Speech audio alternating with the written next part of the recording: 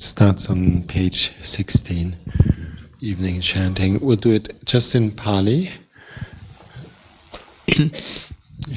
Yo so bhagava arahang samma sambuddho soakhato yena bhagavata dhammo supatipanno yassa bhagavato sāvaka saṅkho Dhammayang bhagavantang satthammang sasaṅkhang imehi sakkare yatarahang aropite apipochayama Sathuno bante bhagava suchira parinipputopi Pachimma janathanukam pamanasam ime sakkare dukkhattapanna kara putte patikanhatu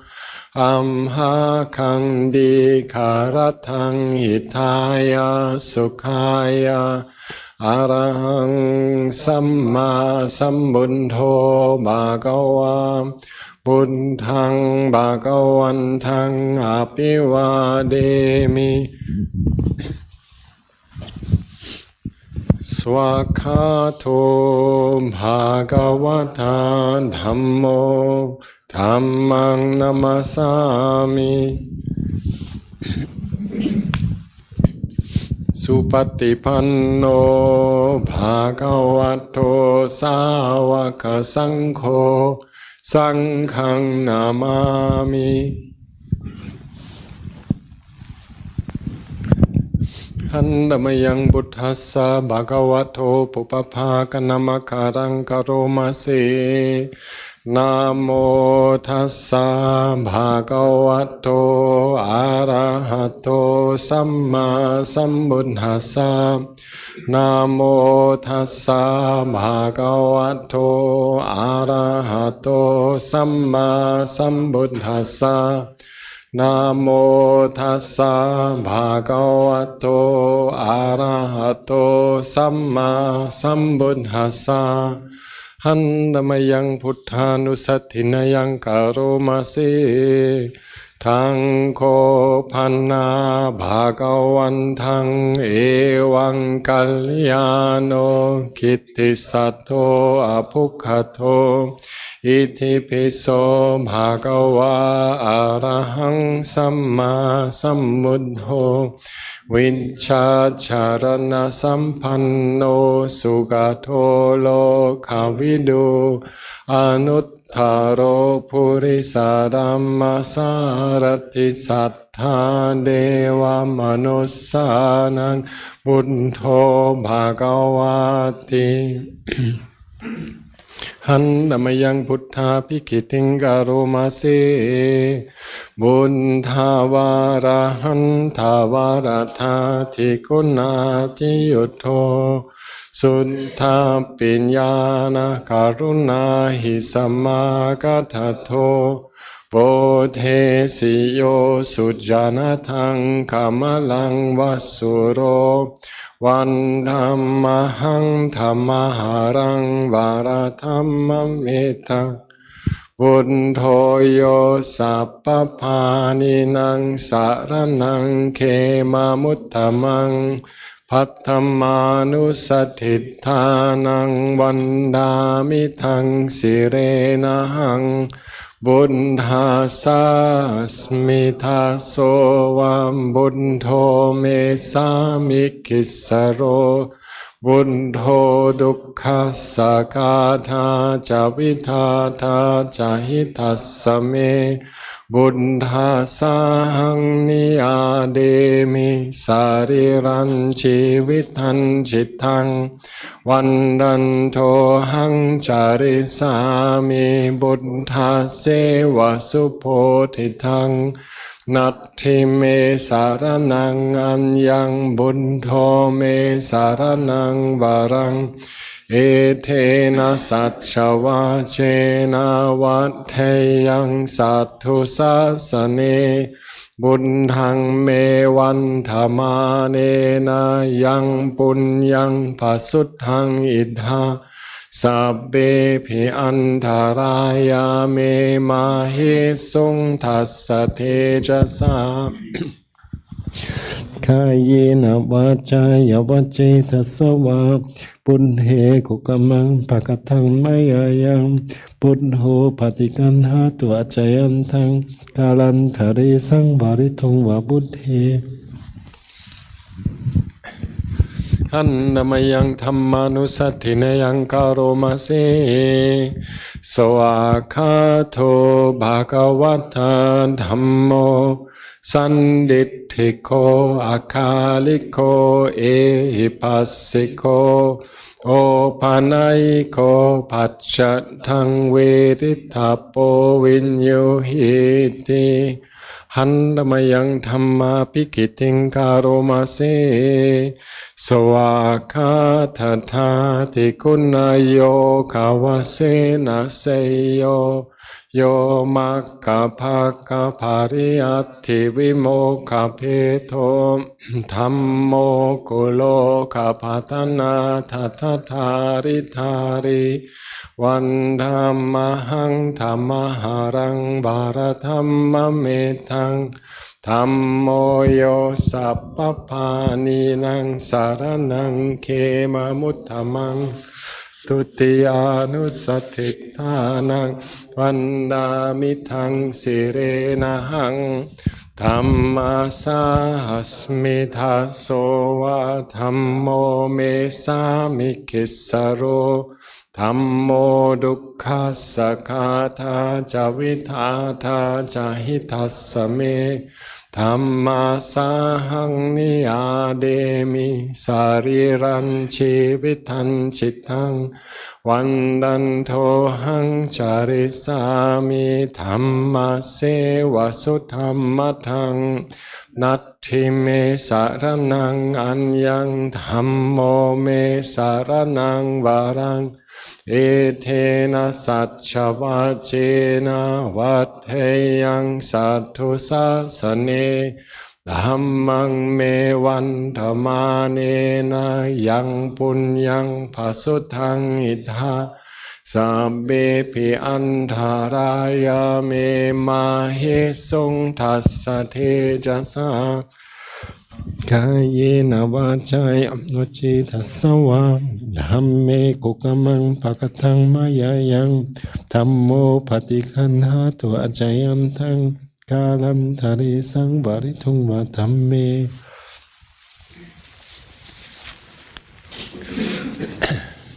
หันธมยังสังฆานุสัตถินยังกโรมาเสสุปฏิปันโนภะคะวะโตสาวกสังโฆอุจุปฏิปันโนภะคะวะโตสาวกสังโฆญาญาปฏิปันโนภะคะวะโตสาวกสังโฆสามีจิปฏิปันโนภะคะวะโตสาวกสังโฆ ยาทิทังจัตตาริปุริสายุกานิอัตถปุริสาภุกกลาเอสาภะคะวะโตสาวกสังโฆอาหุเนยโยภาหุเนยโยดักขิเนยโยอัญจลิคารณิโยอนุตตรังปุญญเขตังโลกัสสาติหันดมยังสังฆาภิกิติงกโรมาเสสามะโจสุปฏิปัติกุณาทิโยโทโยทัพปิโทอาริยปุกกลสังฆเสโทศีลาทิธรรมภาวราสยกายจิตโทวันดัมมหังธรรมาริยานกนังสุสุทังสังโฆโยสัพพพานีนังสารนังเขมามุตตมังตัตติยานุสถิทานังวันดามิทังสิเรนะหังสังฆาสาสมิทัสโสวะสังโฆเมสามิกิสโรสังโฆดุขัสสะกาธาจาวิทาธาจาหิทัสสะเมสังฆาสาหังนิยาเดมิสาริรันชีวิตันชิตังวันนันโทหังจาริสามิสังฆาโสปฏิปันนทังนัตถิเมสารนังอัญญังสังโฆเมสารนังวรังเอเทนะสัจจวาเจนะวัฏเทยังสัตถุสาสเนสังฆังเมวันธรรมาเนนะยังปุญญังภัสสุทังอิทธาสัมเบปิอันธารายาเมมาเหสุงทัสสะเทจะสาเยนะวาจายวัจเจทัสสวาสังเคขุกมังภกตังมายายังสังโฆปฏิกันรตุอจยันทังกาลันทะเรสังวาริทุงวาสังเค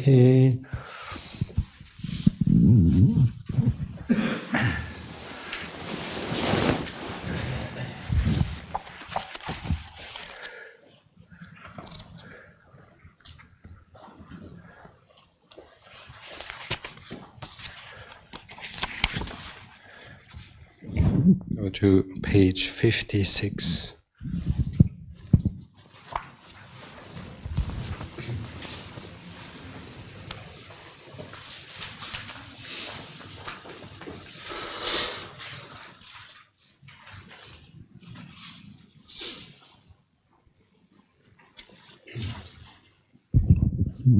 Handamayan pate karata kata yo bhanamase Atitang nanva kameya napatikang ke anagathang Yatatitam pahinantang apattan cha anagathang One should not revive the past, nor speculate on what's to come.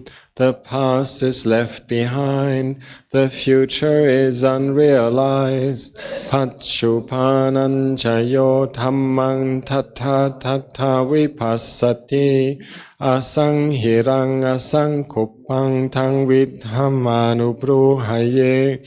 In every presently arisen state, they are just there one clearly sees. Unmoved, unagitated, such insight is one's strength. Acheva kichamata panko chanya maranang suve nahino sankarante namahasene namachuna. Ardently doing one's task today, tomorrow who knows death may come. Facing the mighty hordes of death, indeed one cannot strike a deal.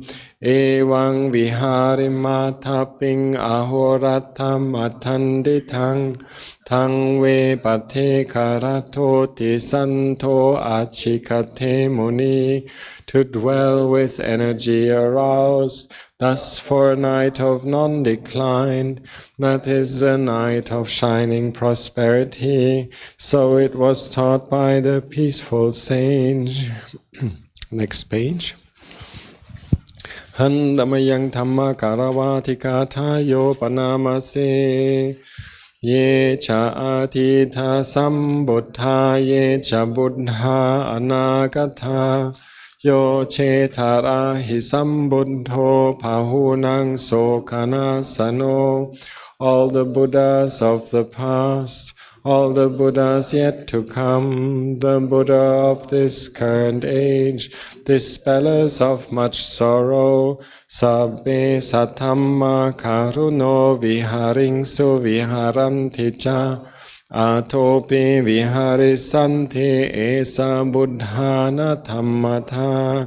Those having lived or living now, those living in the future, all do revere the true Dhamma, that is the nature of all Buddhas. Tasma yata kamena mahatama pikankata sadhammo karuka tappo sarang buddhana sasanang. Therefore, desiring one's own welfare, pursuing greatest aspirations, one should revere the true Dhamma, recollecting the Buddha's teachings. Nahi dhammo adhammo uposamma vipakino adhammo nirayang neti dhammo papeti sukating. What is true Dhamma and what not will never have the same results. While lack of Dhamma leads to hell realms, true Dhamma takes one on a good cause. Dhammo havirakkhati dhammacharing, dhammo suchinno sukkhamma vahati, esa nisangso dhamme suchinne. The Dhamma God who lives in line with it and leads to happiness when practiced well. That is the blessing of well-practiced Dhamma. Go back to page 44. Handamayang apinna pacha vekana patang banamase Charathamong hi charang anatito. I am of the nature to age, I have not gone beyond aging. Bhayati dhammong hi bhayating anatito. I am of the nature to sicken, I have not gone beyond sickness. Marana dhammong hi maranang anatito. I am of the nature to die, I have not gone beyond dying. Sabbe hime piye himana pe hinana bhavo vina bhavo. All that is mine, beloved and pleasing, will become otherwise, will become separated from me. Kamma sakom hi kamma dayado, kamma yoni, kamma bandhu, kamma patisarano. Yang kammang karisami, kalyanang va papakang va, tassadayado bhavisami. I am the owner of my kamma, heir to my kamma, born of my kamma, related to my kamma, abide supported by my kamma. Whatever kamma I shall do, for good or for ill, of that I will be the heir. Evang amhi apinhang pacchave kittapang. Thus we should frequently recollect. Handamayang tavating sakara patang banamase อายังโคเมคายโยอุนทังพาดัทลาอัตโตเกสมัตถกาทัจจปาริยันโทปุโรนานัปปะคารัสสะสุจิโน This which is my body, from the soles of the feet up and down from the crown of the head, is a sealed bag of skin filled with unattractive things. Atti masminkaye, in this body there are kesa, hair of the head, loma, hair of the body, naka, nails, danta, teeth, tajo, skin, mangsang, flesh, naharu, sinews, atti, bones, atti minjang, bone marrow, wakang, kidneys, hadayang, heart, yakanang, liver, kilomakam, membranes, pihakang, spleen, papasang, lungs, antang, bowels, antakunang, entrails, udariyang, undigested food, karisang, excrement, pithang, bile, semhang, phlegm, pumbo, pus, lohitang, blood, seto, sweat, meto, fat, asu, tears, vasa, grease, kelo, spittle, sinkhanika, mucus, lasika, oil of the joints, muttang, urine, matalunkanti, brain, evamayang me kayo untang padatala atto ke samattaka tacca pariyanto purona pakara sa sucino. This then which is my body, from the soles of the feet up and down from the crown of the head, is a sealed bag of skin filled with unattractive things. Page 53. Hannamayang tilakhanadika tayo panamase sape sankhara anicca tiyata panyaya passati attanibbinati dukkhe samago visuddhiya. Impermanent are all conditioned things. When with wisdom this is seen, one feels weary of all dukkha. This is the path to purity. Sape sankhara dukkhati yata panyaya passati attanibbinati dukkhe samago visuddhiya. Dukkha are all conditioned things. When with wisdom this is seen, one feels weary of all dukkha. This is the path to purity. Sabbe dhamma anattati yata panyaya passati attanibbinati dukkhe samago visuddhiya. There is no self in anything. When with wisdom this is seen, one feels weary of all dukkha. This is the path to purity. Apakate manuse suye chana parakamino attayang ittara paja tiramevanuthavati.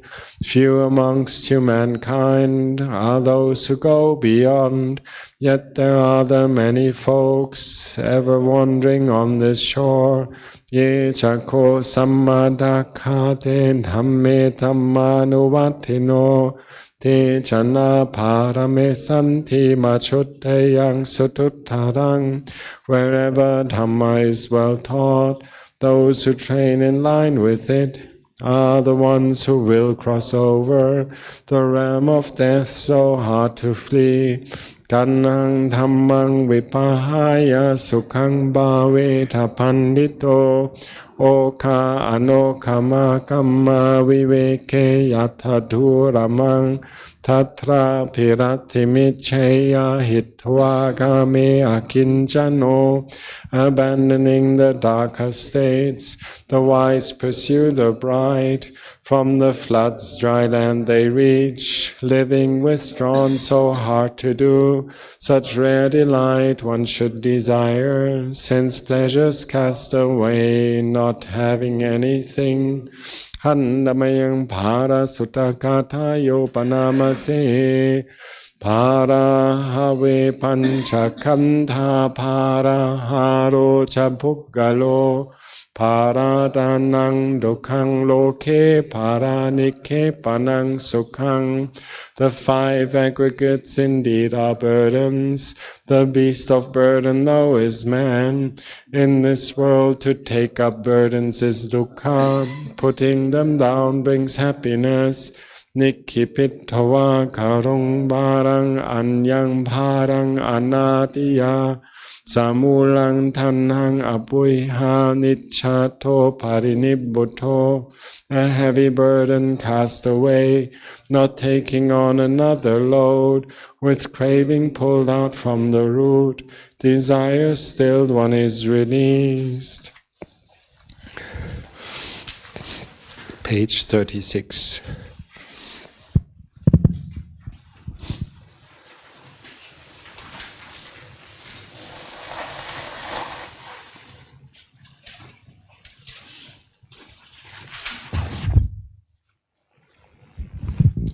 Now let us chant the Buddha's words on loving kindness.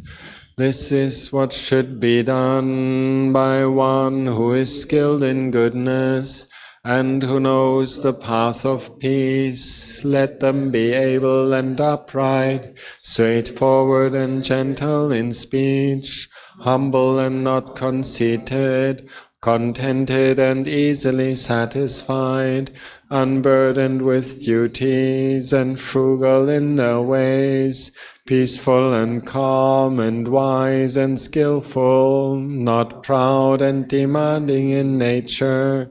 Let them not do the slightest thing that the wise would later reprove, wishing in gladness and in safety.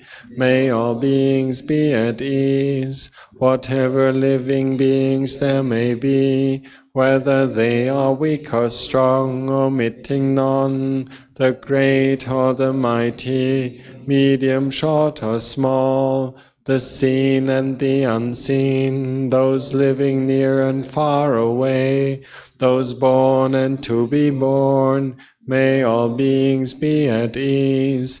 Let none deceive another or despise any being in any state. Let none through anger or ill will wish harm upon another. Even as a mother protects with her life her child, her only child, so with a boundless heart should one cherish all living beings, radiating kindness over the entire world, spreading upwards to the skies and downwards to the depths, outwards and unbounded, free from hatred and ill will, whether standing or walking, seated or lying down, free from drowsiness. One should sustain this recollection. This is said to be the sublime abiding, by not holding to fixed views, the pure-hearted one, having clarity of vision, being free from all sense desires, is not born again into this world.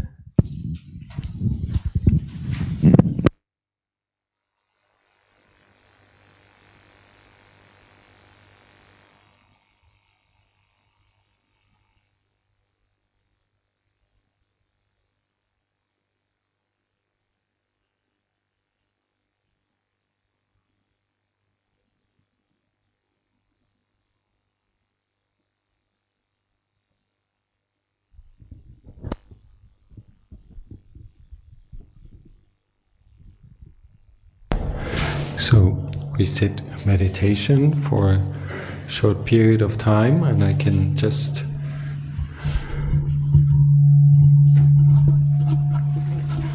come back to some of the reflections.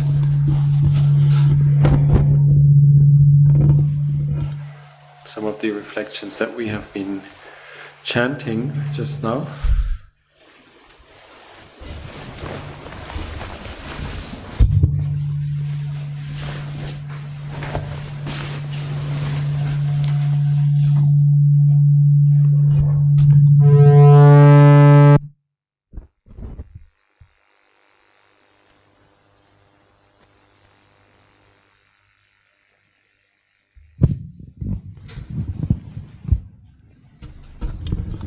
So one of them is the contemplation of the body.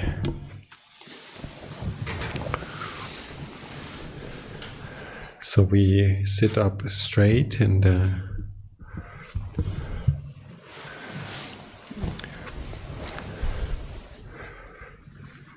put our awareness on the posture of the body, sitting up straight, being somebody who is upright,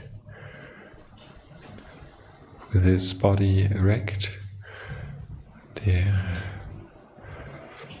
feeling of the shoulders relaxed, and the position that we sit in is very stable. And we focus our attention on the top of the head.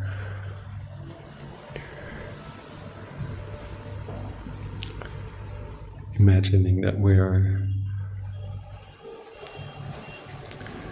being pulled up at the top of the head, like with a tiny little invisible string that puts up our center from the top of the head all the way down to the spine and all the way through the back, that we're just sitting there balanced and focused on the body.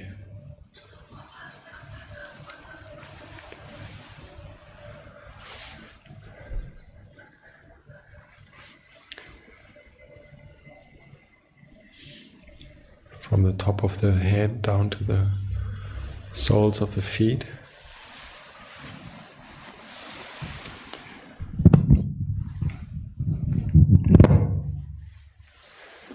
So this body is sitting there, balanced, straight. And in our little chant we were recollecting that the body is built up out of those parts of the body, and for now we can focus just simply on the hair of the head, which seems like a very uncommon thing to contemplate, but we can imagine how there's hundreds of thousands of little spots of our hair emerging from the skin on top of the skull bone, as if we had a microscopic view on each and every millimeter of the head, looking into how the hair of the head is coming out of the skin, trying to capture that it is a certain part of the body made out of organic material, the hair itself being like a little string, round, pointed, that grounds in the root around the skin. If we were to zoom into it, we're able to see it's like a very unfamiliar sight, imagining how every hair of our head emerges from the head, from the skin. You can see that the hair actually isn't the way we used to seeing it.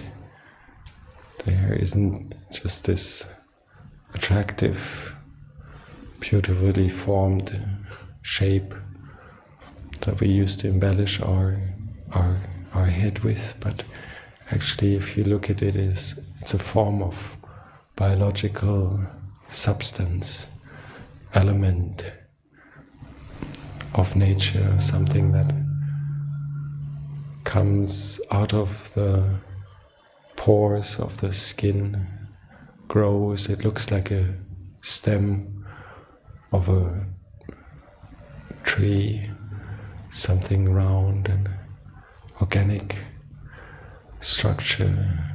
Possibly there's soft material like grease and sweat around it. We can try to imagine looking at a tiny part of our body and seeing that it actually isn't the way we're used to seeing it. You contemplate it, look at it. This is an imagination. We can see that it may not correspond exactly to what a microscope would pick up, but we try to imagine our vision being so precise as to look at every cell of the hair, every part of the hair, every little tiny bit that joins the head of ourselves, a human being, form of a biological substance. We see many, many aspects of this single part of the body being very different than we usually look at it. We imagine our whole hair bunch, the whole skull covered with skin and pores of hair with biological substance growing out of it. Sounds very strange to us, but we try to keep it in line with what we know and understand about hair and skin, head, and we can contemplate that the body that we hold on to as ourselves, as what we are, actually is very strange to us. There's something very strange growing on the head of our face, and we have like little hairs, the eyebrows, and sometimes little hairs around the cheek. We can imagine ourselves not like that beautiful, normal face that we see on the photos and in the mirror, but like a little furry animal. In fact, a part of the variety of animal species in this world, and we can imagine our whole head with the eyes, the eyebrows, the eyelids, imagining looking at the skin, looking at the eyeball. If we could see it and if we could explore it from looking at it in details, looking at it from a very unknown perspective and exploring what actually is, what it is built of, we can sense that it's very different than what we're used to. It's not the usual self that we see on the photos and that we like to look at in the mirror. Just need to zoom into the perception of skin and hair, and it changes the way we feel about ourselves. You can look at the soft part of the hair, soft part of the skin. Look at the liquid part, the part that is like sweat and grease, and can feel the difference of the hardness of the bones under the skin, the bones of the head. We can look at the skull, the round shape of the head, covered with a tiny bit of layer of skin, and then our hairs growing from that. This is just a reflection on one part of the body, which the Buddha pointed out in the 32 parts of the body, that this body is not intrinsically beautiful or attractive. All we need to do is just focus a little bit on some of the details, and we suddenly feel very strange about our body. Is this really me? Is this myself? What an uncommon thing to look at every pore on the skin, look at how it joins together with the pores of the hair. Look at how it joins, for example, when we move down to the face. Look at the eyes. This liquid, the water in the eye, the water element. It seems it's not as hard, of course, as the skull, as the bones. It's not as liquid as the grease or the blood that's circulating under the skin. We can use our imagination to experience the body just in this very top part of the body and imagine a visionary picture of what, when we zoom into the body, this part, it looks to us like.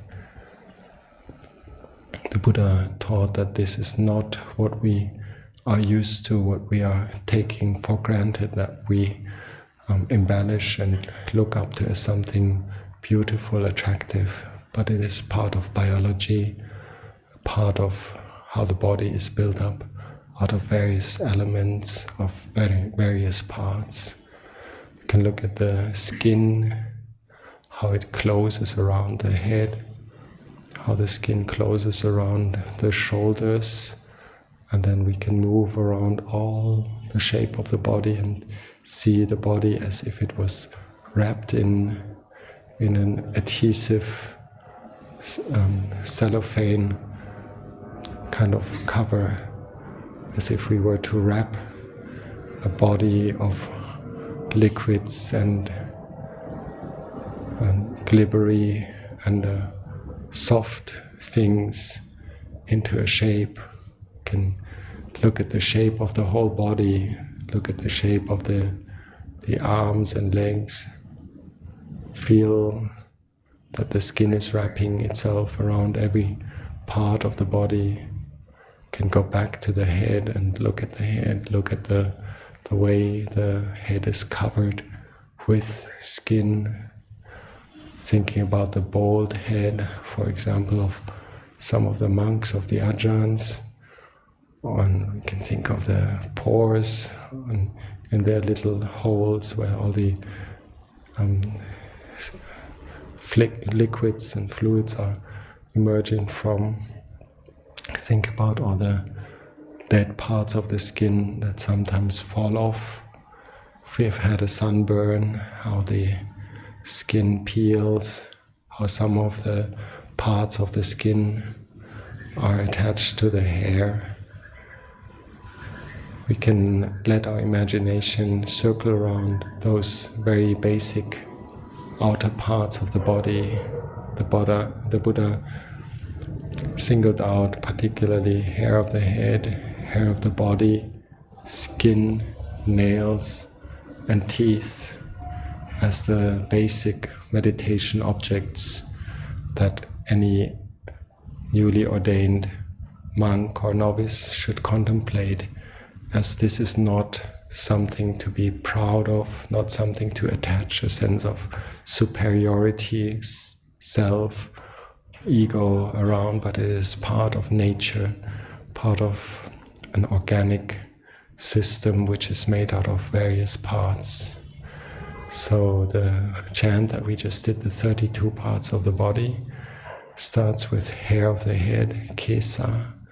You can imagine, in whatever way seems suitable to us, in whatever way we feel we can get a vivid impression of what hair is like, and put our attention a while on just simply the hair.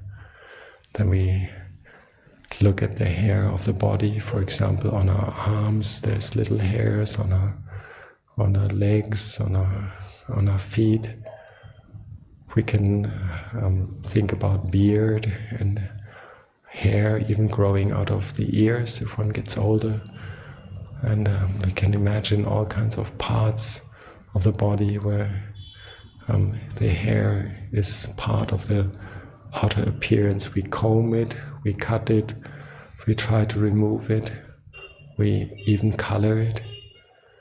But looking at it, we sense that this is just a part of the biological components of the body. Hair of the body, nails. Look at the nails, the hard part of our fingers and toes. It's a funny substance. It's not as solid as the bones. It's not as flexible as the skin. It's not elastic, but it's something that we use for fine mechanics. When we hold something, you can look at the nails when they grow in different parts, the nail coming out of the bed of the nails, and the nail at the end, how it accumulates dirt, how it sometimes becomes infected, blood, pussy, how we cut off the nails and throw them away, part of our body, part of what we sometimes even color and polish. You can think of the nails of other living beings, such as, for example, the nails of an elephant.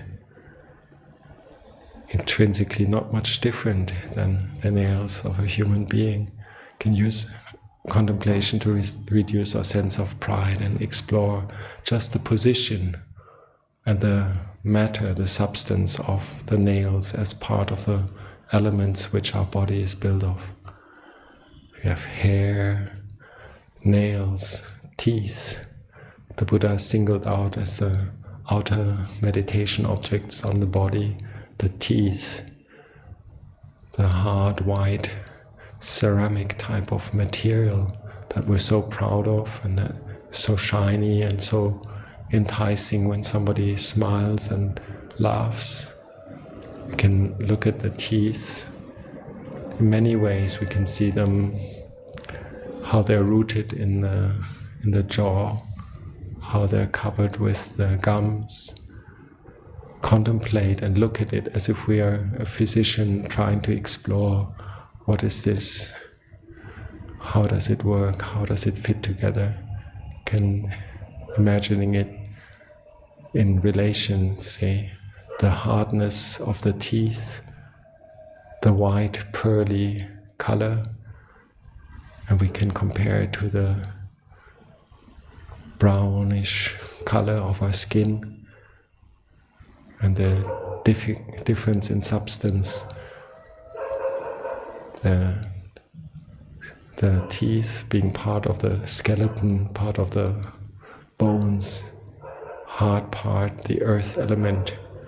Can contemplate the solidity of the earth element.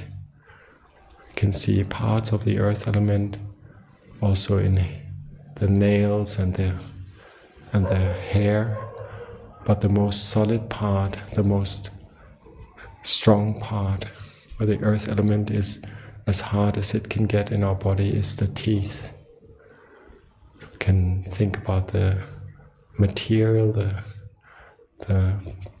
form, the shape of the teeth, go through the front teeth to the back teeth, and let our imagination circle around.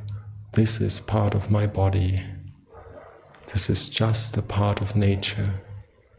This is not something to attach pride, sense of beauty, sense of possession to.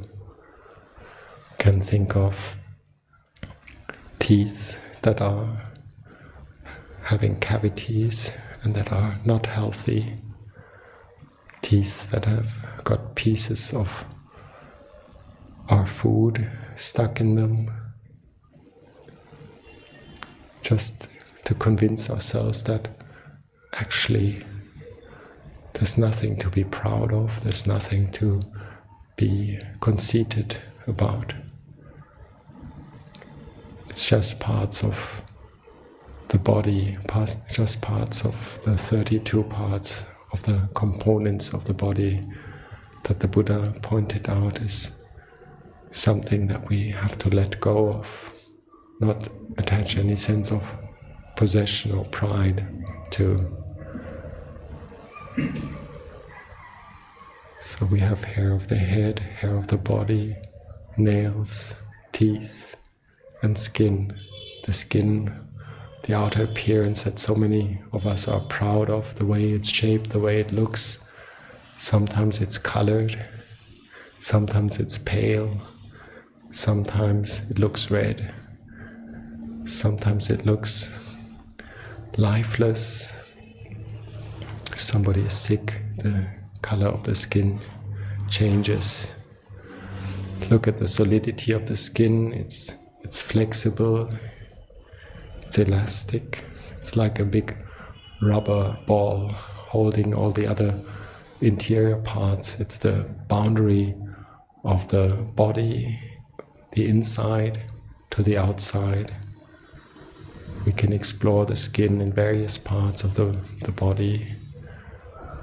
Those who have done body sweeping techniques maybe are aware of like many subtle parts of the boundaries of the body, how it meets the air element, how it feels, the solidity of the body, the sense of this is a shape, this is an entity, this is a body, as opposed to the outside of the body. We can contemplate inside, outside, the border. Where is the border of our body? Where is the skin? How does it actually feel? Can I locate the skin? If I locate it at any point, can I zoom into it? Can I look into it closer? Come back to the hairs growing in every pore of the skin. There's a little pore, a little hole where the sweat comes out.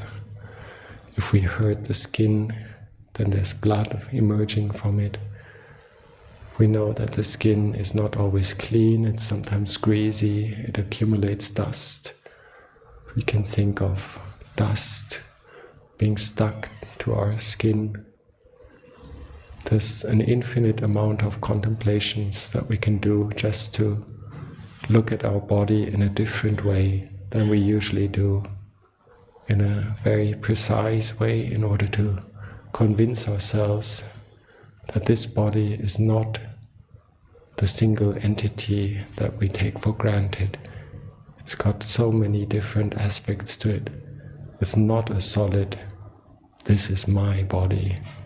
There's so many aspects that we can explore while looking just simply at the outer parts of the body, hair of the head, hair of the body, nails, teeth, and skin.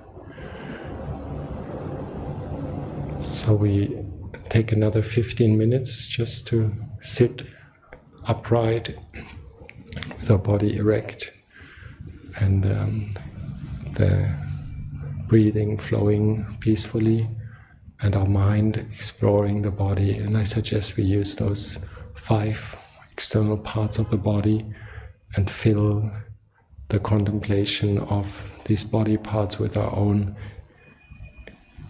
images and our own exploration, our own way of looking at them, following the Buddha's instructions to see that this body is not ourself, this is not a fixed entity, this is not intrinsically beautiful, it's only elements of nature, it's only components, it's 32 parts that are bound up by the skin, supported by the bones, decorated by hair, nails, teeth. And we can explore it from a different angle than we're used to by using our inner sensitivity, our inner sense of exploration, and looking at these parts of the body in our own specific way. This we call contemplation of the body. And I'll stop speaking now so we can have some time to explore particularly the 5 outer parts of the body, which the Buddha called the mula kammatthana, the meditation objects, the root meditation objects, which we can explore through our sense of investigation, kaya kata sati, having mindfulness of the body, how the body is built up out of various components, various elements.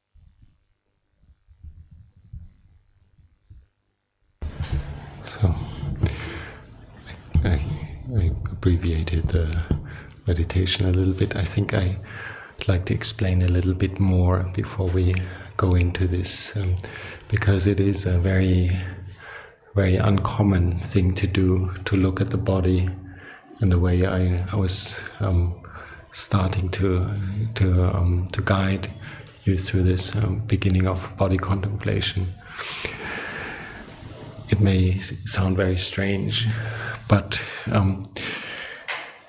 it is very strange, this body. It does all kinds of funny things.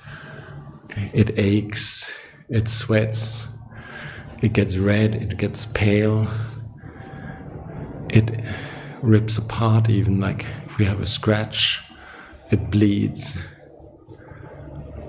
The eyes, which we find so attractive and profound to look at, sometimes they cry. There's stuff coming out of our nose if you have a cold, which is not very, very beautiful. So in many ways we can say, yes, we know the Buddha is right, the body is not really beautiful. We can even go further and say it's not desirable. So, but of course, like we live with this body, we have to manage it in some way or the other, and we have to come to terms with it. It's not something to be averse to or like thinking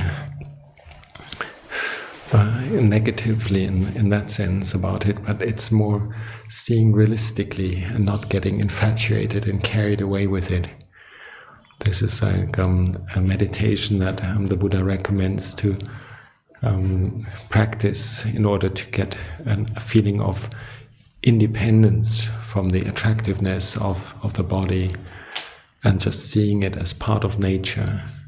We can say, actually, it's kind of maybe sounds a bit humorous when you compare your nails with the nails of an elephant, or like a parrot, for example, is to clip the nails of the budgie. It's that little parrot of my sister, pet parrot. It's a funny thing. It kind of looks like very strange material, and our own nails are the same thing. And the Buddha was very realistic around these things, and in fact, it's not meant to alienate somebody and from the Buddha's teachings, but more or less make an aspect of nature familiar, so that we don't get surprised or shocked by our body. Suppose we see somebody in an accident, somebody falls off a ladder and there's blood everywhere. We intuitively have this reaction of aversion and repulsion, and just the liquid and the sense of something is dripping, is oozing, makes us feel very, very, very strange and almost like say directly appalled. So in one way, if we take the practice of the Buddha really serious, like the Buddha wants us not to be afraid or averse to elements of nature, processes of nature, what is happening in this biological situation that we are in. We have to cut our nails, we have to cut our hair, we have to wash our body, we have to go to the toilet, we have to chew food and digest it. The Buddha goes all the way into the body as well. What we were just talking about, just the external things like the skin and the teeth and so forth. But like the Buddha even goes further, and there's various organs, and classically we can divide it into the parts that are external body parts, and we can look at the internal parts. We can explore the body in terms of various elements, like say hard and soft, and or like the space in between. Say, for example, I'm thinking about the forms of the body, like the ear, for example. and one has a feeling of like space and contents, and or like the nose, or like when we contemplate the inner parts of the body. There's definitely like the wind element is in the body, in our lungs, in our stomach, in our bowels. At the same time, there's water. Like I can spend many hours contemplating the water element in the body. We know that scientifically. How many percent? 70% water. 60. Mainly liquid. We're mainly liquid, yet there's this kind of very dominant part of the body, which is the skeleton, that creates a sense of solidity. We jump up and down the staircase and things like that, and we rely on that substance. Like, for example, when we do walking meditation, I sometimes contemplate the skeleton as the only solid part, really. If I didn't have the skeleton, I just glibber away like a jellyfish. Not so different than jellyfish. So it sounds funny, and one can talk like in a funny way about it, but like these sometimes can be really enlightening insights to see that the biological substance that we carry around and that we're used to and that we feel is ourselves, that this is like actually a bit of biomass in a specific structure: tissue, water, calcium, what else, like fat, that's mainly it, isn't it? Like water, H2O, that's mainly it. And it's just very mysterious, actually. We're carrying this kind of body around, and we commonly take it as this is us. We're happy about it. Like not so happy if we have too much fat element, for example. If we're too skinny, then also we're not happy about it. And just to break it down into the 4 elements, which is like the earth element, which is anything that's solid, like the teeth, for example, or like for some reason I started with the hair. The hair is kind of solid, but it's also flexible. And then you get the more elastic parts of the earth element, like the skin, for example. It wraps around it just kind of holds it all together. You can test the elasticity by moving it around on your hands, for example. When you're a bit older, it doesn't flip back as quickly as before, and until it sometimes hangs down, like when very old people that have been slightly overweight before, it hangs down like lumps of skin. It's pathetic, actually. I don't think they're proud of that, actually. Maybe embarrassed. My grandmother was very embarrassed even to open her hair. She had been conditioned all her life as a upcountry Protestant Huguenot girl. Like she'd grown up with like a sense of shame for showing her hair. It's just like 100 years ago in Germany that was common, and she always tied up in a knot. You'd really scare her, embarrass her if she was doing her hair, and I'd knock on the door and say, "Grandma, come." She'd be ashamed of something as natural as hair. Like these days, like fashions change. Say bald heads are fashionable again somehow, like so. And it's highly conditioned. And just simply breaking it down in terms of the 4 elements, we've got the earth element, anything that's solid, that's like calcium, that's like cement or stone, or like pearl, like our teeth, or like anything that's watery. We can go into, like, of course, blood, spittle, and slime, grease, fat. Jelly, the jelly of the eyeballs, for example. These are odd contemplations, but if you like, you can look up in the Sutta Nipata, the Vijaya Sutta, gaining victory over the body. is like more graphic than the 32 parts of the body. It's actually doesn't know any taboos about saying how ugly the stuff that the body excretes is, and we all know it's that's the inner part of the body is mainly liquid, mainly glibbery, slimy, and we can contemplate that and get a sense of trying to put our attention to that. It doesn't mean that we immediately say qualified or disqualified, but we get to know it first, see ourselves as composed of 4 elements like earth, water,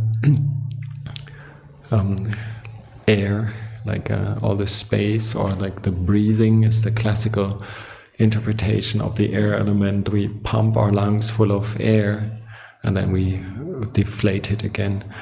And there's air that's trapped in the body in various parts, for example in the stomach, I believe, if the stomach's empty. Sometimes maybe our understanding isn't quite up to the medical standards and it's maybe not 100% accurate. But if it leads us to a sense of deconstructing our pride and sense of ownership and sense of beauty around it, then it does the job. It makes us feel we're part of nature. And that odd comparison, the horn of the fingernails is just like the horn on the turtle back, or the nails of an elephant or rhinoceros or water buffalo, somehow similar. We can come up with our own relationships and seeing ourselves as not separate from any other composition of biological elements. And then the heat element, those that are, I have never personally done body sweeping in Goenkaji's method, but I can imagine that you have a sense of being able to analyze your body bit by bit and realize, is it hot, cold, for example? What would be the sensation? Just a sense of what does it feel like in terms of heat, and what is the difference I feel for myself, the difference between outside and inside. It's one topographical. You can locate certain things by your experience, by the sanya, the perceptions about what we've stored in our memory. I can close my eyes and still eat an apple, knowing exactly where my hand is because I've learned this. But if I sit still and I lose the sense of movement, my coordinates are gone and the three-dimensional space sometimes disappears. Yet I can explore a feeling of inside and outside my body. I have a sense of for example, an idea. This is my inner part, and this is my outer part. So just to see those things and relativate them as this is not a stable thing. This is not a true thing in a sense of ultimate truth, but it is something highly subjective. How I look at my body, how I see it, and it takes away that sense of uniqueness and specialty or ego, I can say. So just the heat map of the body is something to find out, and also to sense just the body heat. If one is cold, for example, one can actually start shivering, and then to be able to realize what is happening in the body can actually be quite useful. Be able to live with that sense of something's in imbalance there. So the field of exploring the body, so to say, semi-scientifically through one's own imagination, own contemplation, investigation, is something that can keep us centered very well in the meditation. The explorations that we can do around the body are plenty, and they don't need to be somehow off-putting or like feeling strange or odd, but they can also be very interesting. Sometimes there is almost like an uplifting, awakening effect. Sometimes the body parts actually start appearing in a very vivid form. It's not that they're beautiful or attractive, but what is interesting is the feeling of, wow, I'm seeing this, wow, I'm looking at this. I don't want to say we can X-ray ourselves, because it's not an X-ray, but it's an exploration of the body, which I believe in the commentaries is called then by nimitta, and I can then see things that are plastic, like real, and they feel true, genuine. Whether it corresponds with what the CT scans and MRIs would sense doesn't matter, but it means for us that we get an access to a reality around our body that is not what we are usually attached to. We can move away from our standard attachments and question them by looking at other angles. And this is like an insight that is really priceless, to be able to see that we are not what we think we are. We're very, very different. And we can open up many gates of looking at the mere physical part of the body.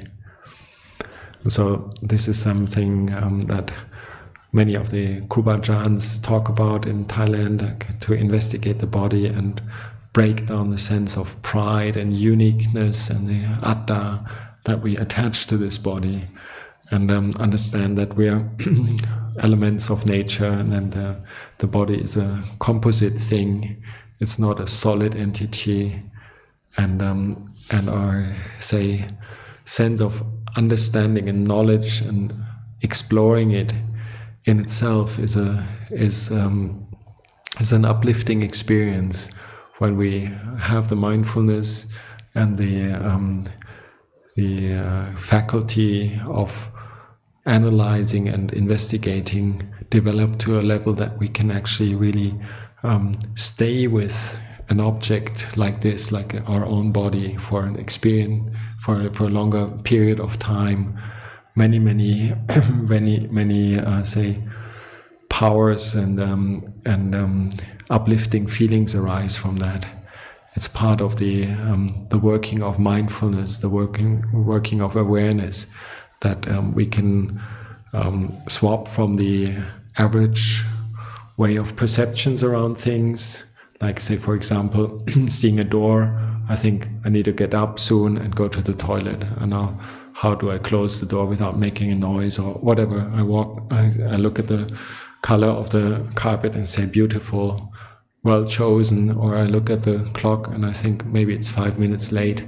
Like we interpret things in a daily life way, and we interpret our own body with giving it certain, say, qualities and certain wished for attributes. And to be able to sustain mindfulness on the body in a very different aspect to what we're used to opens up a whole variety of insights. And we can then see that the body is not what we think it is, that it is not our stable self, that is not something to be craved for, wanted for. It is just an organism of various parts working together. You can say it's biology. It's an organism. It's an animal. Call it an animal. Even that, like many people feel quite insulted if one is called no better than a dog or so, something like that, even though it's obvious from a physiological point of view, we're not much better than the apes. And the contemplation of the hair of the body for an orangutan in comparison to some of us, like, is an obvious thing. And what we do, we don't want certain things, we don't like it. So we shave, or we kind of like take away our eyebrows, we color our hair and whatnot. And we think certain shapes are attractive. For example, the Buddha says no shape is as attractive to a man as that of a woman, and the other way around. As a woman, nothing is as attractive as the shape of a man.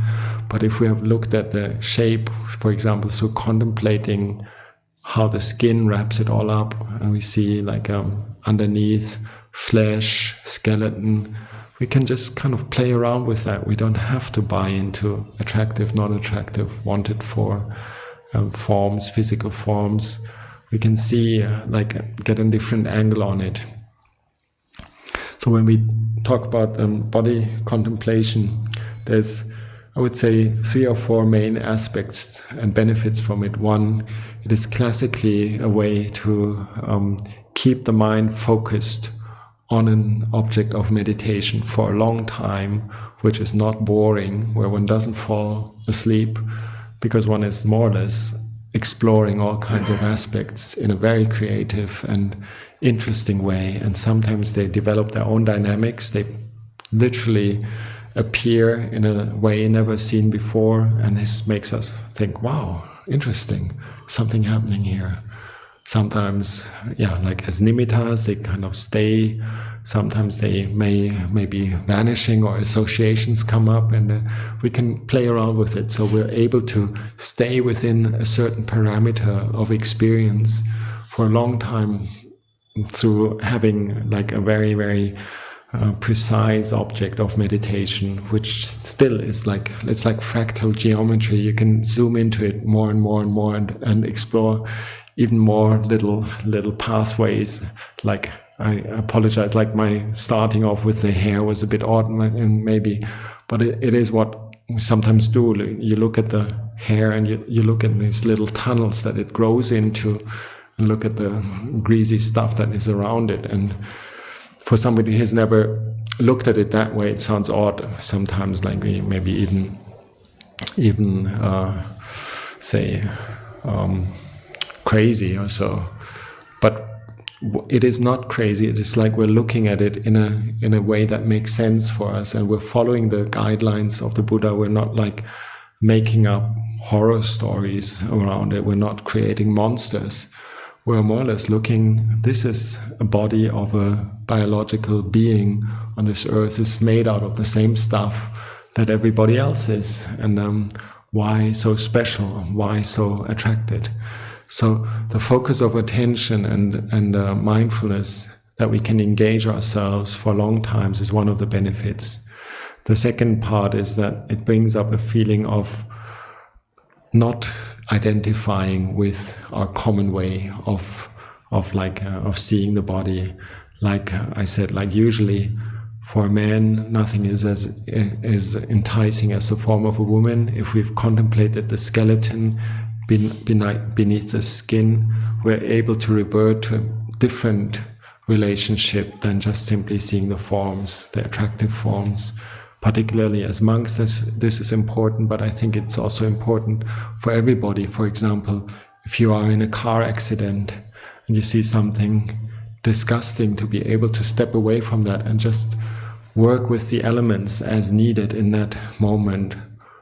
Or if those of us who have worked with sick people, it is very important to be able to deal with the elements of the body in a neutral way, in the forms.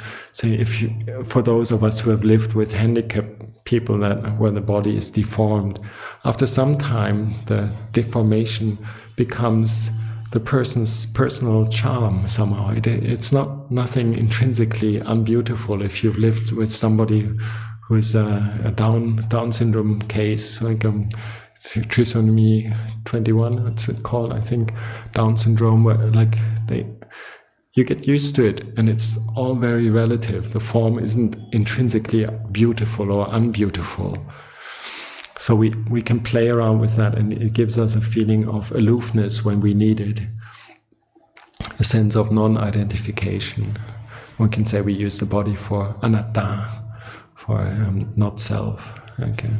One way to see it in the 4 elements, like the material components, including the temperature. And it's very, very interesting to break it down in that way. And again, longer span of attention, of concentration, sati, mindfulness, or samadhi through the process of exploring, then the result is one feels detached, one feels aloof when one needs to, and one feels a sense of not identifying with it, and a sense of not self. This is just part of nature. And the other part is directly, like already mentioned a little bit, is like for monks in celibacy, it's very important to be able to go to the level of saying the body is not beautiful and it's not attractive. So it's an antidote to sexual attraction. So this is what why the Buddha recommended the 5 mula kammatthanas from the day of becoming a novice. It's the first meditation object to be introduced into Gesa, Loma, Nakha, Danta, Tacho, hair of the head, hair of the body, nails, teeth, and skin. This is also why it's so common in Thailand, because there's a huge amount of ordinations going on, either temporary or permanent. There's about 300,000 monks. So it's common knowledge that this is part of meditation teaching. It's not, meditation doesn't mean just watching the breath or sitting still and entering jhana. It also means analyzing the body and having a sense of that the body is not intrinsically sexually enticing. It can be changed through the perception around the body. So that's why it's a skillful means for somebody entering the celibate life to be able to contemplate the body. But in many ways, what I find interesting is that it's a very good way of sustaining mindfulness for a long period of time, because it's such a universe of explorations that one can do, and they're not going out towards what am I going to do next, where am I going to go, was the food delicious, what did I say to so-and-so, am I going to phone this guy in time, what's my homework for tomorrow, do I have enough money on my credit card. It doesn't go out to any of these topics. It stays right with the biological basis of our life, and can then even more focus. Classically, Kayakata Sati in the Visuddhimagga is classified as a samatha meditation object, a meditation object that leads to samadhi. So if our monks, many of us have difficulties to focus, we can say, watch the breath, keep doing it, grit your teeth, just go back to the breath, don't budge, just keep the breath. And people just grit their teeth until they're worn out somehow, and the whole body gets grim and from gritting the teeth and watching the breath. So one of the skillful means is to use a meditation object that's more creative and interesting. For somebody who's got an agile mind, and he can just go around the body, as you know from body scans. Like, we can use that as a way of having something interesting, three-dimensional, infinite possibilities to zoom in, and there will be many revelations that keep us going while doing it. So, and then sometimes after having explored parts of the body, for example, the skeleton is classic Visuddhimagga meditation object. Certain aspects of the skeleton, or certain aspects maybe of the skin or of the teeth, they come to be the dominant feature of that particular part of the body. For example, it could be that contemplating the hair, something as odd as the hair, you get a sense of an enlargement of the size of the hair, or like the infinity of an infinitely long hair and things like that. These visions can come up, and it almost feels like you're zooming into a part of the body. It can be anything arbitrary. It can be the redness of, forgive me, the blood, yeah, for example, yeah, or the whiteness of the teeth, or the hardness of the skeleton that like the mind locks into and wants to rest on that. And this is the gateway to samadhi. And the Visuddhimagga relates it to even kasina practices. So generally we don't go into that direction too much, but whatever happens that sustains our capacity to stay with a meditation object within a compound of Dhamma, we can use that and exercise to be restrained with our thoughts and focus it, and at the same time having something interesting enough that we don't have to go shopping around in worldly things.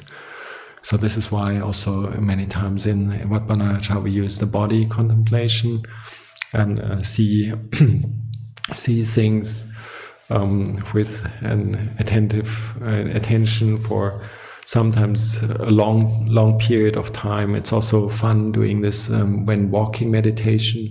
You can relate naturally your body to the external world. When you're walking on the ground, for example, and you're contemplating the skin is touching the sand, the rocks, the ground, the concrete, the granite, the carpet, for example, and there's a real sense of something is happening with my body, with the elements, right in front of my eyes, right in front of my awareness.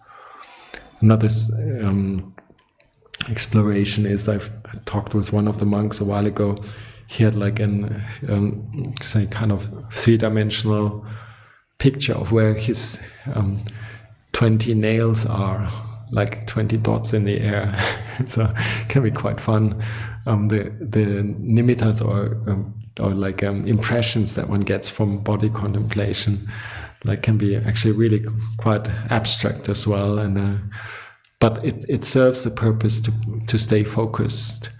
And then after having had an experience of being focused on the body and exploring an element of the body and a part of the say inner life of this biological thing here, then one comes back to the normal world, so to say, and one feels very free and uplifted and feels very independent of what is going on around one.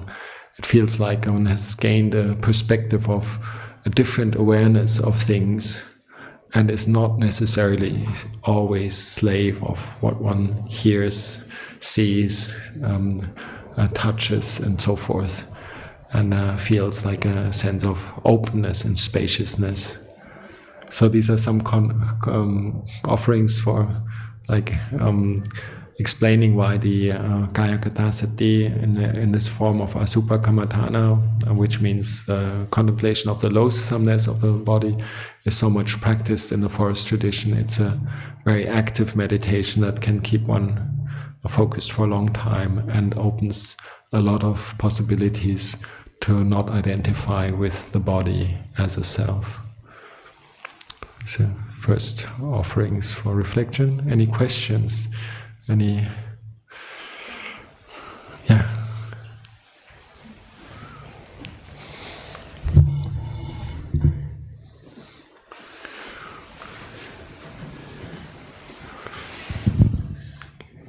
Ajahn, when I read the sutta, Yeah. It gives a sense of repulsiveness, because I actually picturize it as a bag which is filled with organs and with phlegm and spittle and all that. So it gives a sense of repulsiveness. But when I followed what you were saying, there was no repulsiveness. There was less fear. I'm a sissy when it comes to skeletons, but I wasn't scared when I did this. I only saw portions of the skeleton. I didn't see it as one entire skeleton, but I wasn't scared. But the concept of four elements, there was a sense of no self. It's a part of nature, 4 elements, and it is made up of earth, and it'll go back to that thing. But it seemed contradictory, as in when you read, it's repulsive, and when you kind of meditate on it, it's the atta that is being struck on. That seemed a little... The instructions, like in the chant, for example, or in the Satipatthana Sutta, or in the Vichaya Sutta, they are aimed actually really at repulsiveness of the body. And I must say, like, this is something I'm careful talking about. And I did mention it, but like I'd like to emphasize the other aspect of seeing the composite nature of the body and the non-self, because the practicing with the repulsiveness of the body, if done not skillfully, not backed up with a lot of wholesome practices, like doing good deeds and being a very, say, kind of metta-based person, can actually lead to misunderstandings. But like, you're absolutely right in the suttas, and the emphasis is on the asubha, on the non-beautiful part, sealed bag of skin filled with unattractive things. Yet at the same time, there's various parts in the suttas where the Buddha simply breaks down the body into elements, or says the body is built out of rice gruel and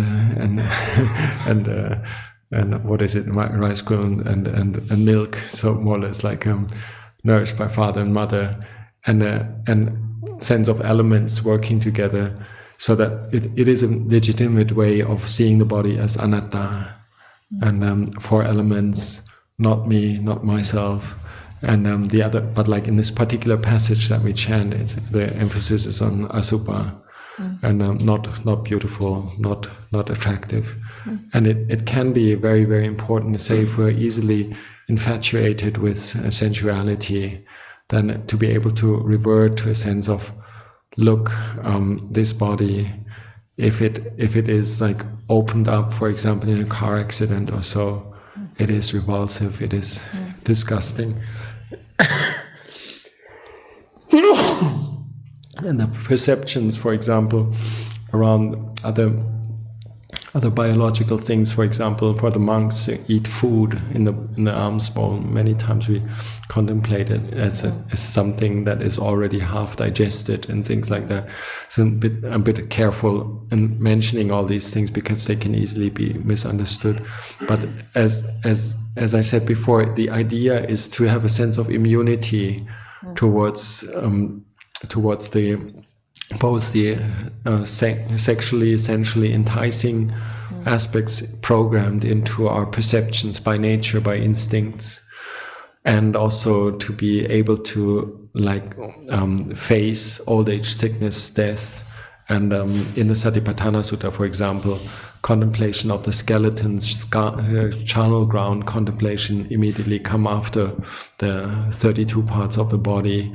It leads on to the skeleton and the being, like the body being as you know, the sinews with flesh and blood and so forth, and then eventually it's bones scattered and pounded into powdered into dust and scattered.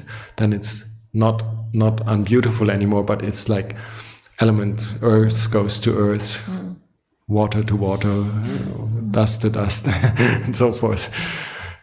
So it's in between those two things, and if one doesn't feel revulsed by the body, it's not a problem. Like if you look at the skeleton and you sustain the feeling of this is not me, this is a different dimension to the body, it will do the job of taking you away from sensual enticement, or from being enslaved to things. Because the topic of anatta is the big topic. The topic of asubha, non-beautiful, not attractive, is a bit of a subtopic to the whole sense of like anicca, dukkha, anatta. We think something is beautiful, desirable, we want to hold on to it, we're programmed to to consume sukha vedana and so forth, and sexual feelings, lustful feelings, desires, and but in the bigger picture, it's all under the topic of anatta. Nothing really is like sabbe dhamma anatta. Everything, all dhammas are not self. There's nothing to be clung to, identify with. So of course they're kind of overlapping, and I think it is very, very good if you're able to look at the skeleton or the blood in a neutral way and just see it as it is. 4 elements. This is not me. This is am I not. This is not myself. This is neither good nor bad. It's just elements of nature. And but the chant that we do suggests it's kind of provoking. Similar to the Vijaya Sutta in the Sutta Nipada. It's provoking. It's the antidote to being infatuated with lust and infatuation, or like sensual desire, kama raga, kama tanha. There's not many people that want to practice to be repelled by sensuality. In fact, it's like a very, very small minority, and it's not a mass meditation object where it's like using the body as contemplation of not self, 4 elements in a more neutral way.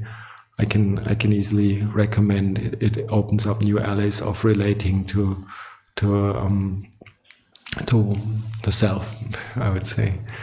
And in fact, in the Vinaya Pitaka, there's a story that the monks were practicing Asubha Kammatthana too much, and were getting into vibhava tanha, like craving to not be, and they actually started committing suicide and killing each other for the sake of being delivered from this ugly body, which the Buddha strongly criticized, and he changed the meditation object to go back to anapanasati.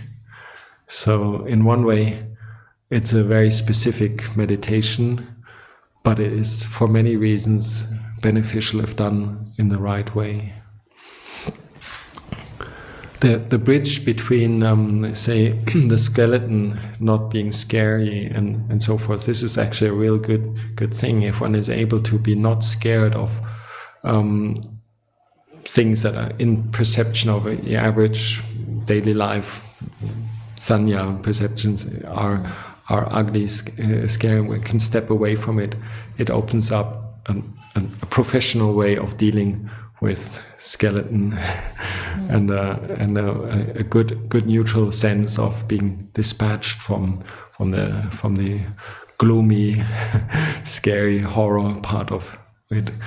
And I believe that this is also like what the Buddha implies when he then takes the charnel ground contemplations to the level of dissolving the skeleton into powder, into dust, into elements of nature, more or less, into nothing, more or less. And it provides a skillful way of dealing with death and fear of death, which many times is like stems from the perceptions around like horror scenarios or movies or things that people have seen, and deliberately playing with the fear and the revulsion that people have. I must say, like, monks are very innocent in that sense. We are not very much prone to that kind of violence or so, but like when sometimes I'm quite worried about what is out there in society and which perceptions are being nourished by people, and how people are, so to say, traumatized by things that aren't actually naturally, that don't naturally need to be traumatizing. So to come back to a balance and to a neutral way of seeing it. And in the Satipatthana Sutta, the refrain, the chorus after each section is like Ayang kome kayo ivang dhammo ivang bhavi ivang anatitoti, and this is the body and this is Dhamma. It can't be any other way. And nacha kinchi loke upadhyati.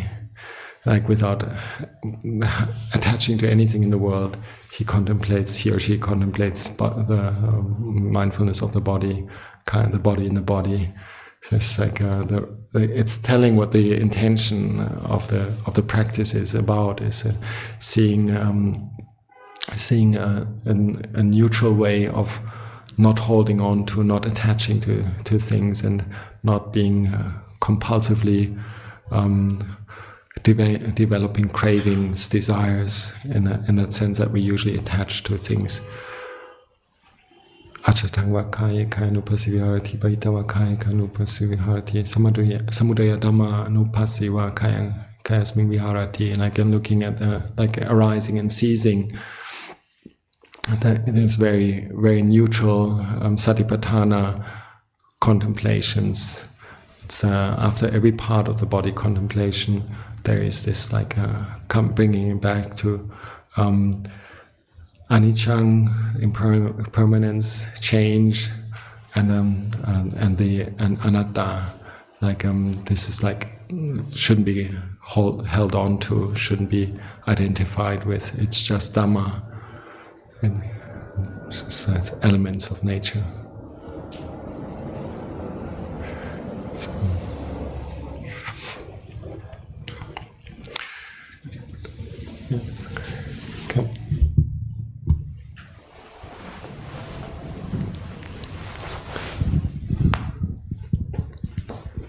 Ajahn, I have a different question. May I ask? Yes, sure. Actually, we want to visit Watpad Nanachan Monastery, where around 10 to 15 people want to visit.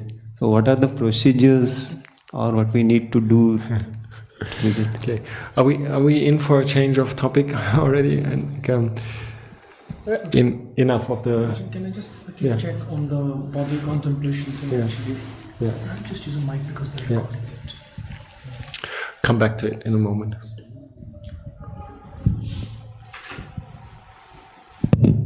So, why? In what's your understanding, Ajahn, of why the Visuddhimagga then actually suggests that those with an aversive temperament should not use this? That's one. And two, is there a pattern that, at least in our tradition or in Thailand in general, the tendency to use this is much greater than anywhere else? Is there a pattern of that nature? So two questions. The question why the Visuddhimagga doesn't recommend it for somebody with an aversive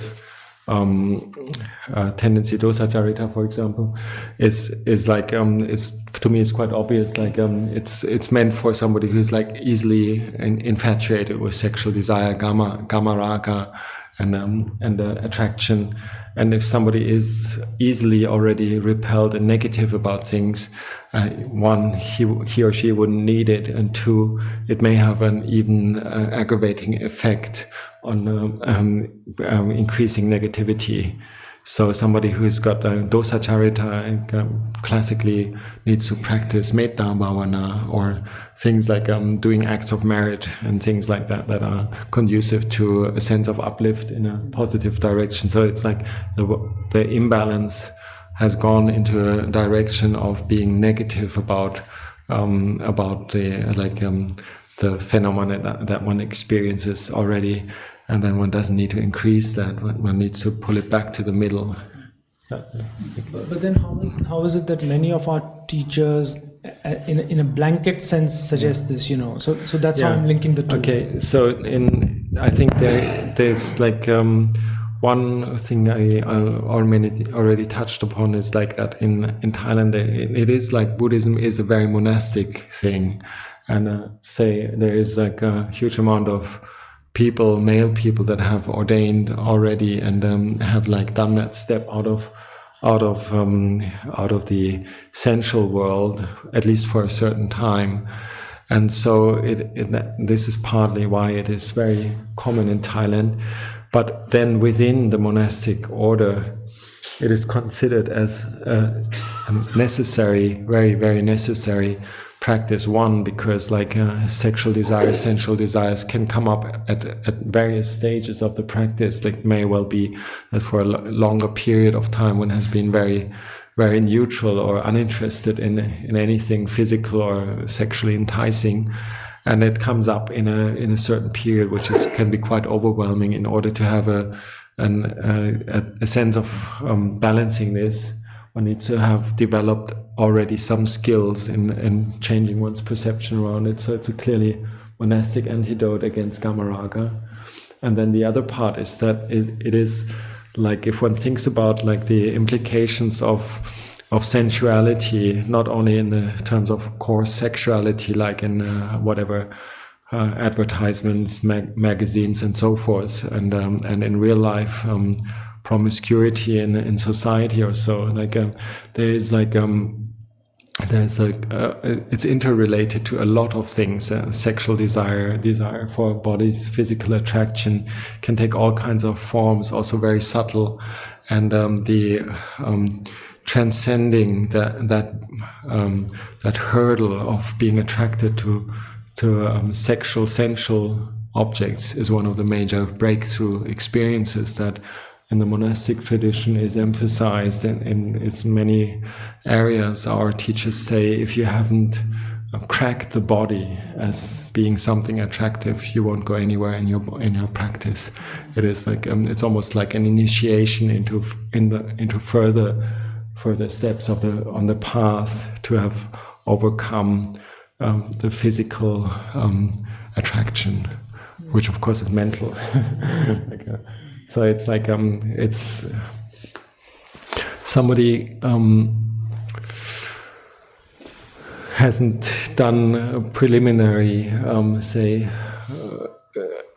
preliminary amount of body contemplation. Most of our ajahns would not attest him any real insight into the human nature, because the body is such a coarse preliminary source of attachment that if one wants to go further in the practice and go to the more fine levels of fetters, then the body has to be understood first. So it's a very, very clear ABC step-ladder approach, and at least in the way the Lumpu Manlu tradition sees it. At the same time, this doesn't mean that there's only one way of cracking this nut. There's many ways of approaching the body. The Satipatthana Kayakata Sati part is extensive. It doesn't only use the 32 parts of the body, and there's many parts. So that it's subject to debate, which is like the most accessible way, but. And it's probably the most tangible, practical, direct approach that in a monastic community people can overcome the attachment to the body.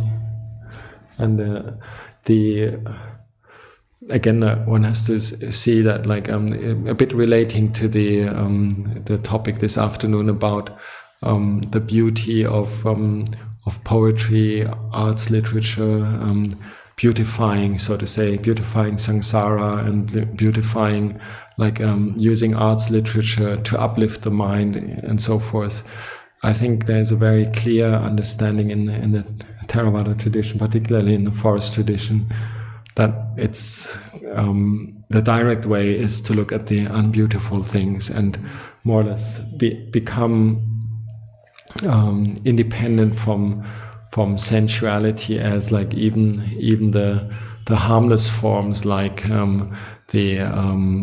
to say, harmless forms, art, literature, poetry, and so forth, or the Metuna Yogas, the seven, I think it's 7 fetters of sensuality. It's a very common understanding. Is where it starts with coarse sexual attraction, and it goes all the way to being, cherishing the thought of even hearing other couples talking together and laughing and enjoying sensuality, and then it becomes more and more refined, a woman's voice or whatever, and it becomes more and more refined to the level of even wishing to be reborn in the Deva world. Like we know the sutta where the Buddha takes Venerable Nando up to the heaven of the pink-footed nymphs, in order to cure him from the attraction of beauty in a divine way.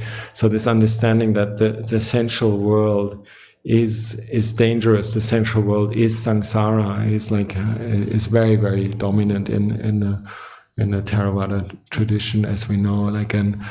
And to say it's not a big deal, sensual pleasures aren't dangerous, is not acceptable even for bhikkhus to teach like that is considered an offense towards our rules. Like we have to come to terms with the fact that the Buddha points out that embellishments of samsara aren't worth it. So in whatever way, whether it's dyeing one's hair or making oneself full of tattoos or like doing lots of sports and exercise in order to be fit and eternal, youthful, body cult, wellness cult, or like coarser forms of sexuality, like prostitution and all kinds of filthy things on the internet. So it's not only a waste of time; it also throws one back very much in, I would believe, in the animal realm of instincts, and has not much to do with this emancipation of lifting up one's own state of mind beyond the mere biological conditioning. Let's put it like that.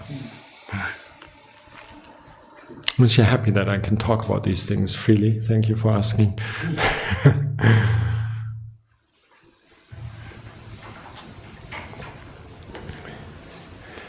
So, and in terms of like the practical way of doing Kaya Katasati, and many times coming back to the chanting thing, I would just use the 32 parts of the body. If one has memorized it and go through them, interesting enough, you can spend hours on the meditation cushion, hours on the Jongkrom path, and you can go in any sequence. You can go through the whole thing in rounds, or you can just go for 1, 2, 3, 4, 5, or just the inner parts, or just the watery parts, or whatever.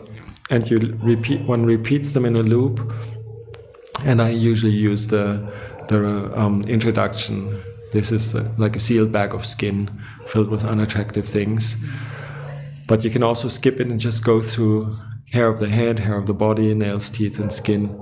Or just simply look at the skeleton, explore various parts of the skeleton. It's an infinite amount of of introspective qualities that one can develop with that. And I would just go around in a loop, and whenever there's something interesting that the mind gets happily interested with and is dwelling upon, then I would make much of that and rest on it and not bother to go to the next one. This is like what we many times do, and whether it's standing or sitting or walking. Okay.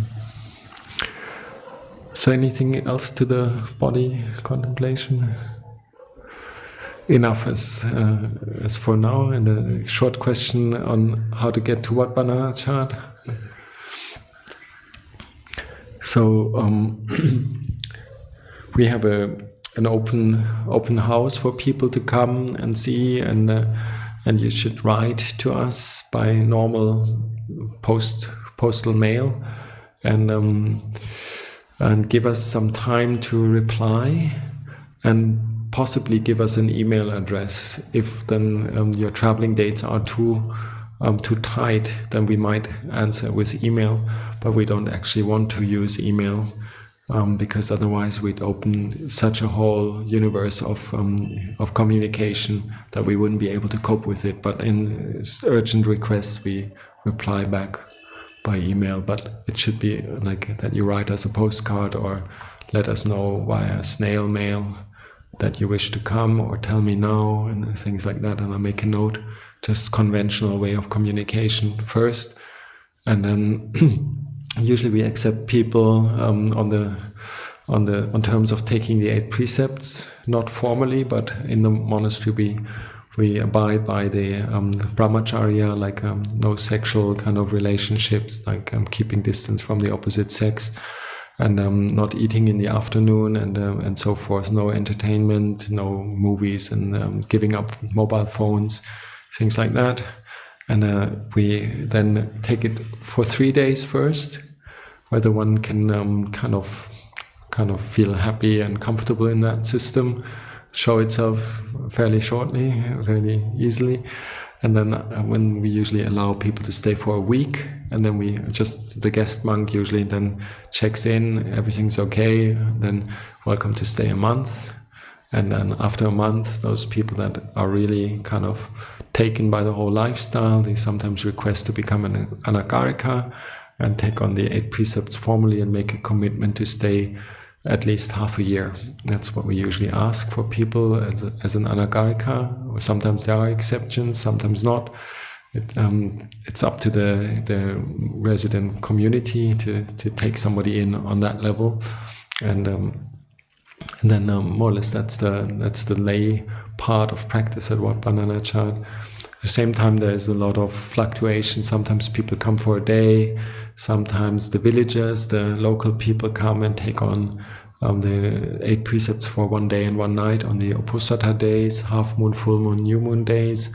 So there's a sense of coming and going, people joining the monastery and the monastic routine for a certain amount of time. You're welcome to check it out. Sometimes it's a bit difficult with foreigners for us to get visas and so forth. Usually we take it by a tourist visa, and this usually gives you 1 or 2 months maximum. So, yes. And it's good enough for exploring things. And yeah, like we're not having any particular retreat times or so. We just have our monastic routine ongoing.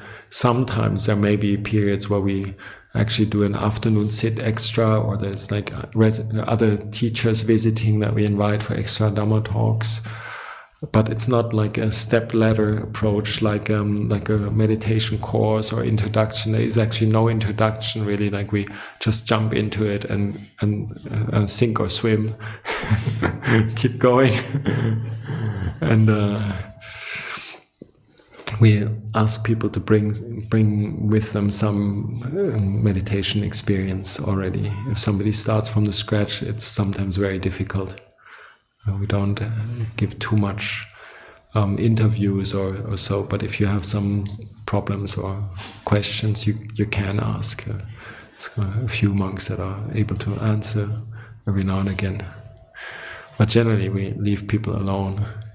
So part of the ethos of a forest monk is to be searching solitude, to go back to his own hut and spend the day walking meditation or sitting meditation, and coming out for communal duties or morning and evening, chanting, puja and meditation. But in between, to be able to spend time alone is quite crucial. Okay. Thank you.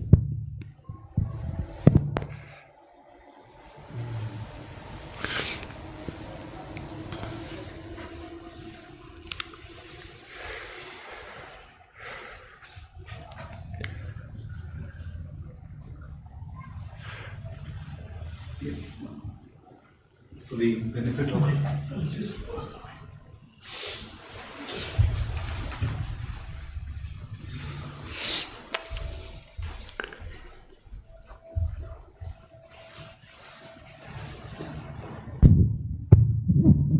for my own benefit and for the benefit of the group, like many times, as we stated earlier, we used to send formal correspondence, and sometimes there were no delay, there were no replies. Or I apologize for that. Sometimes it is like difficult. Like sometimes the mail doesn't reach us. Sometimes the reply is too slow, and sometimes the guest monk possibly forgets it. But there's no intention in it. We try to respond to the letters that we get. But sometimes like snail mail now is really slow. So in the next 2-3 years we might have to revise our system. But for now we still keep it like with people having to write. If there is a request like a letter of invitation, etc., then perhaps there won't be a response. What's that? If there is a request for a letter of sponsorship, etc., then possibly there won't be a response. Yeah. Sometimes like there's certain things that we cannot do as well. For example, sponsorship letters for people that we don't know, or so sometimes we just don't do that, and or like our replies sometimes when they're quick by email, because they have to be quick, they're kind of abrupt, because like the guest monk is also just a normal monk that's just more or less practicing, so we don't want to have him to provide too much information. It's a bit like come and see and try out, which is not so easy, I know, and it used to be much more complicated actually. Now the monastery is very accessible. There's a 4-lane highway leading to it, 18 flights a day to Ubon from Bangkok. So it's not like in the backwaters of the outskirts of rural Thailand anymore.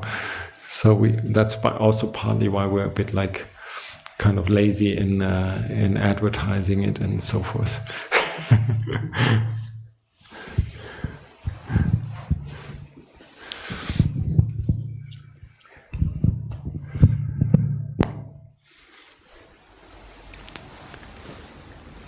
Okay, so are we in for a Hindu summary? I can, if you like, we can close the session, then I can do it. You don't Yeah, have to say okay. Or is there any other aspect about the whole topic of the 32 parts of the body that I talked about needs to be? I would like to emphasize again, these things, they're meant to take the mind to a uplifting level, and even seeing being disenchanted with sensual objects. For example, if it's done rightly, it's an uplifting feeling. It's a feeling of freedom. It's not a depressive feeling. So if any signs of feeling depressed, feeling pulled down by what we perceive to be a negative connotation of this practice, then we shouldn't do it. We should rather practice to apply our mind to contemplate the Buddha, Dhamma, Sangha, practice metta bhavana, practice spreading loving kindness, doing acts of generosity that we can revert to, that we can use as a basis for finding a positive outlook on life. So if these things turn towards vibhava tanha, not wanting to aversion, then we shouldn't do them.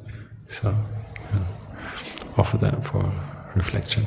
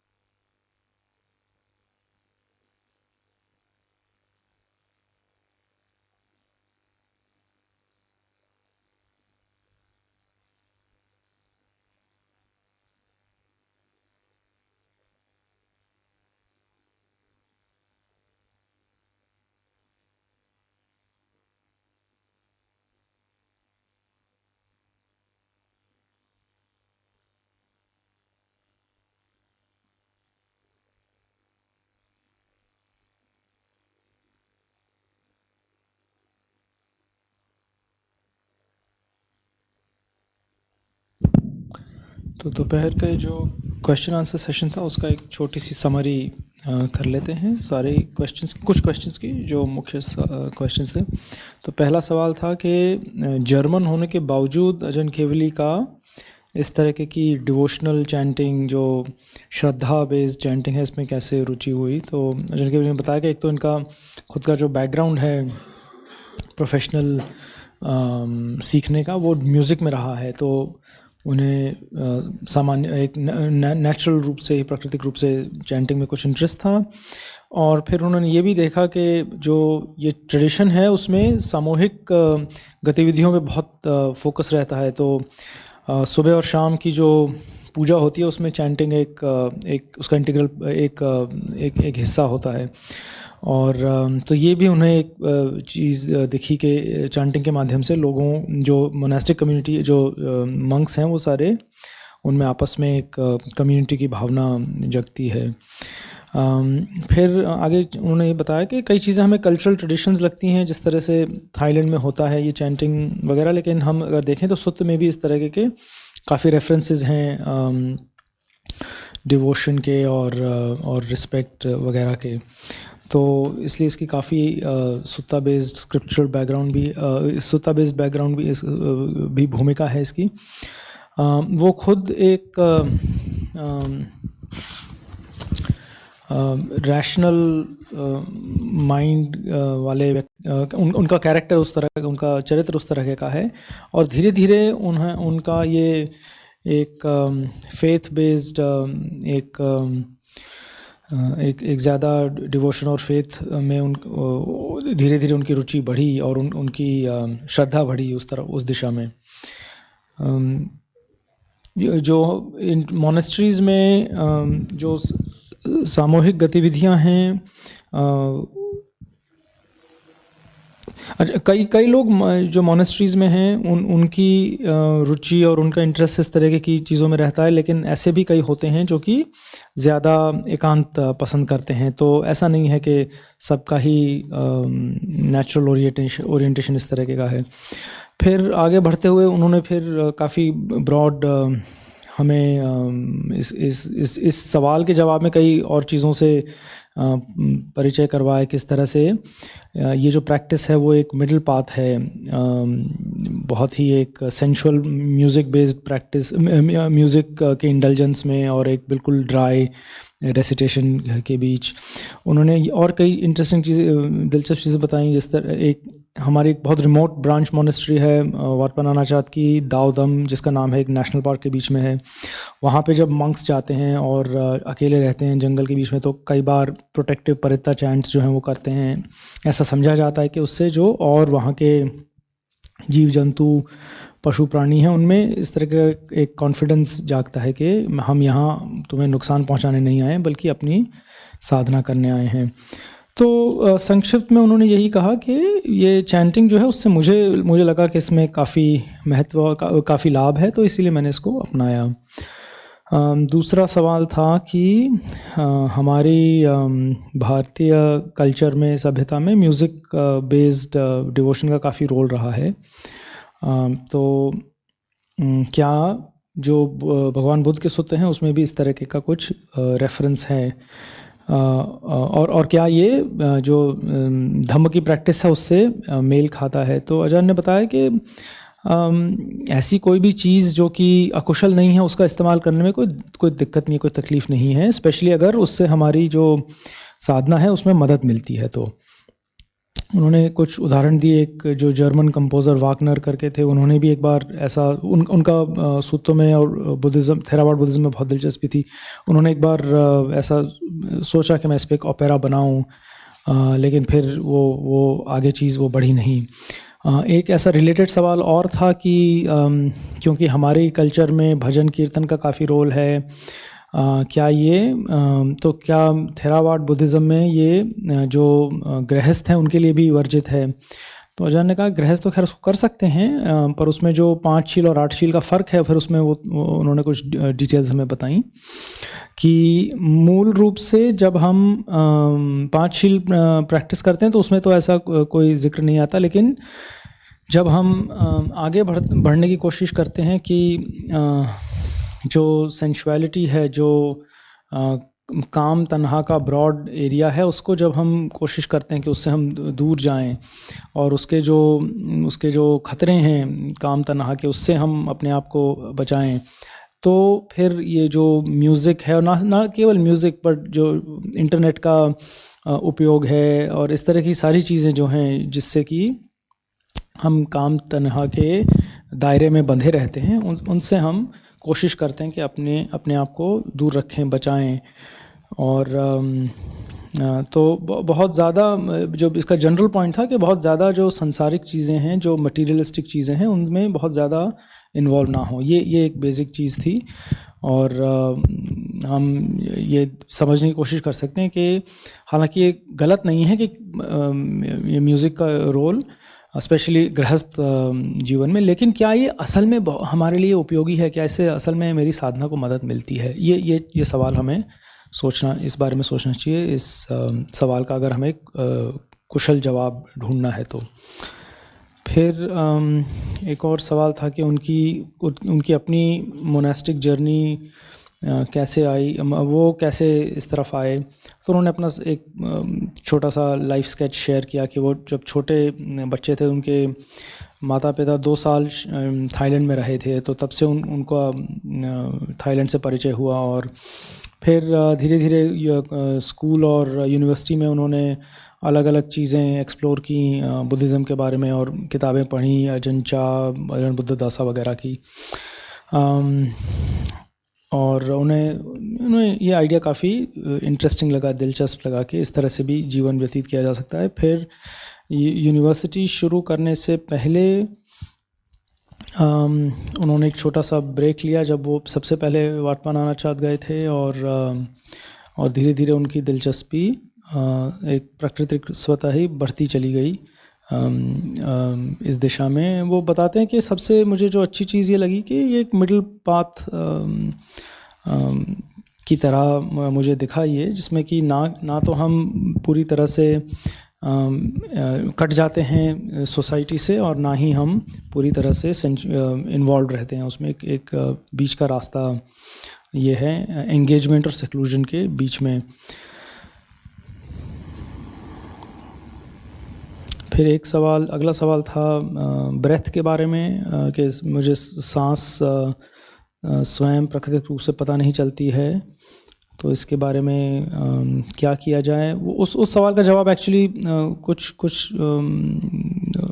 Detailed जवाब था उसका, पर उसका जो basic उसमें बिंदु था वो ये था कि हम चीज़ों को उस तरह से देखें जिस तरह से कि वो हैं।